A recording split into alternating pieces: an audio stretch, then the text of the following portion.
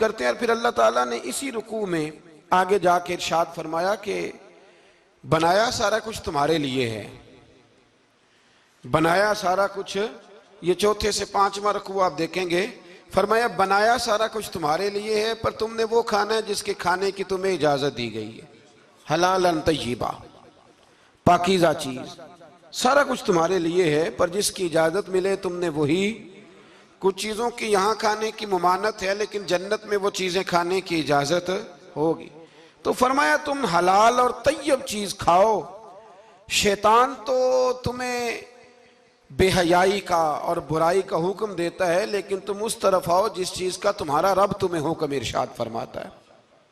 پھر اللہ تبارک و تعالیٰ نے اسی پارے کے اندر، انہی آیات مقدسہ کے اندر، چوتھے سے پانچویں رکوع میں چار ان چیزوں کا بیان فرمایا جو قطعی طور پر حرام ہے۔ چار وہ چیزیں جو قطعاً حرام ہیں، ان میں سب سے پہلے ارشاد فرمایا کہ مردار، جو جانور ذبح نہ کیا جائے اور بغیر ذبح کے مر جائے، وہ کھانا حرام ہے۔ پھر ارشاد فرمایا بہتا ہوا خون، یہ بھی حرام ہے۔ اب آپ کہیں گے وہ تو خون لگتا ہے روز لوگوں کو، وہ تو لگتا ہے، بوتلوں کی بوتلیں نوجوان خون دیتے ہیں۔ تو اس میں ہمارے بزرگوں نے مسئلہ یہ بیان فرمایا کہ ضرورت کے لیے دینا جائز ہے، مجبوری ہو تو پھر خون دینا، جس طرح انسان مر رہا ہو تو اس کے لیے مردار کھانا بھی جائز ہے۔ تو کوئی بیمار، اتنا بیمار کہ اب ڈاکٹر کہے کہ سوائے خون کے کوئی اور چارہ نہیں ہے، تو وہ دینا جائز ہے بالکل، جو دے گا اللہ اسے اجر بھی عطا فرمائے گا۔ تو اسی طرح تیسرے نمبر پر سور کا گوشت، یہ بھی قطعاً حرام ہے، کوئی ایسی صورت ہی نہیں کہ جو اس کو جائز کیا جا سکے۔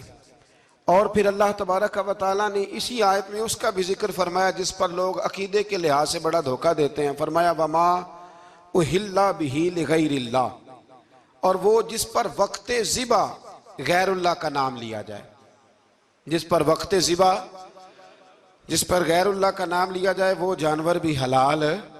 اس آیہ مبارکہ کو سامنے رکھ کے نا بڑا الجھاؤ پیدا کیا جاتا ہے، جس پر غیر کا نام آ گیا وہ حرام ہو گیا، لہذا کسی نے کہہ دیا کہ یہ بکرا غوث اعظم کے نام کا رکھا ہے تو یہ حرام ہے، اور کسی نے کہا کہ یہ میں نے 11ویں شریف کے لیے دمبا رکھا ہے قربانی، حضور غوث اعظم کے سال ثواب کے لیے دوں گا تو یہ درست نہیں۔ تو بھئی یاد رکھو وقت ذبح، یہاں تمام مفسرین نے یہی لکھا ہے کہ وقت ذبح کسی اور کا نام لیا تو پھر وہ حرام۔ دیکھیں نا، کسی بندے نے اگر کہہ دیا کہ یہ دمبا زید کا ہے، 4-5 دمبے بکرے گھوم رہے تھے، کسی نے کہہ دیا زید کا ہے، یہ بکر کا ہے، یہ عمر کا ہے، یہ سعد کا ہے، اب کیا یہ لفظ کہنے سے وہ حرام ہو جائے گا؟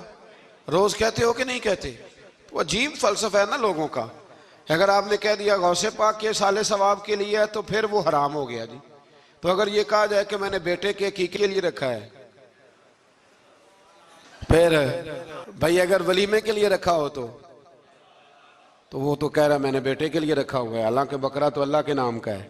تو بلا وجہ لوگ اس میں ایسی چیزیں پیدا کرتے ہیں۔ تو اس کو سمجھ لیں، یہ قرآن مجید کی آیت نمبر 173 ہے، جس میں اللہ تبارک و تعالیٰ نے بڑی وضاحت کے ساتھ ان چیزوں کا ذکر فرمایا جن کا کھانا بالکل ناجائز ہے۔ تو وہ چار چیزیں آپ کی سمجھ میں آ گئی جی۔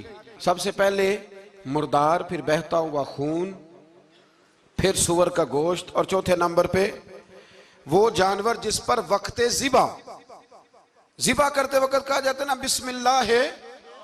ہاں، اب مرغا خریدنے جاؤ گے نا تو اس سے کہنا ذرا اونچا پڑے۔ میں نے ایک سے پوچھا، میں نے کہا تو تکبیر ہی نہیں پڑھتا؟ کہتا میں نے پکی پڑھ کے چھری پہ پھونک لی ہے۔ تو میں نے کہا یہ کون سا نیا دین نکلا ہے؟ کہتا چھری پہ پھونک لی ہے تو اب پکی ہو گئی چھری۔ تو میں نے کہا چھری کے ساتھ اگر کسی نے پیاز کاٹ لیا تو پھر تیری پھونک کا کیا بنے گا؟ تو وہ تو گئی نا جی۔ تو اس لیے یہ جانور جب حلال ہوگا جب کہا جائے گا بسم اللہ ہے اللہ